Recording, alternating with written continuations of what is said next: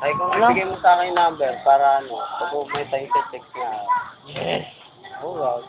Text mo pa. Wala namang masama, di ba? May pangatay mo, taga-kapso eh. Oh? Anong pangalan? Tawag sa akin, kuya pa eh. Ano, ginawa pa ang kuya. Taga ano, sa simbahan siya nakatira eh. Simbahan ng... Born again siya eh. Ay, born again. Yung ano. Taga saan? Kasi may text me din ako dyan. Binigay. Ito. Sino crush mo? Taga din din. Anong pangalan niya? Secret na yun, kaya ako si Gago. Nasa kuya niya. Nasa kuya niya yung cellphone. Oh. Tapos yung kuya niya rin pala nakatira rin sa simbahan. Ayun. Piniram niya. Ay hindi, pinagamit tata sa kanya. Pero lang ko sasama kita sa simbahan namin, sasama ka doon. Gago sasama. Saan? Gago masaya na. Tangi naman. Saan? Sa 31. May 31. Gago masaya. Saan simbahan? Ano mo mong pag-isipan na boring ha? Masaya. Saan simbahan nga eh? Basta simbahan namin. Ano yung linggo? Sabado. 21 ba? 31. 21? Late na lang. Walang. Gago masaya.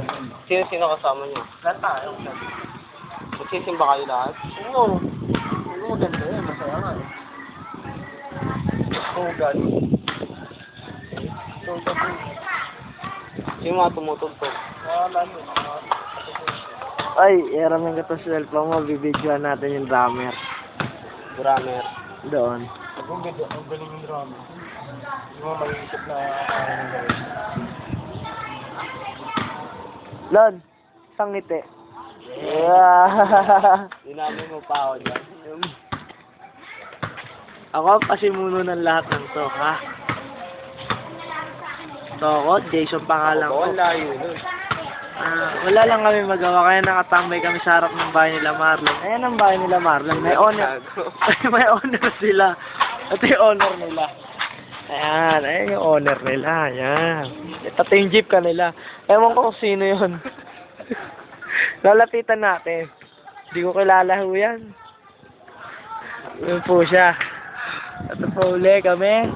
Ako, Jason, Marlon, at saka si Jomar. Jomar ang pinapogi sa amin. Oo.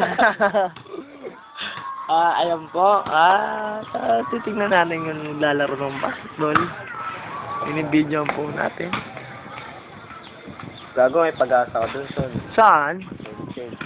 Oo, ang bait. Gago, maganda yun. Pag nakita mo, sabihin mo, samba.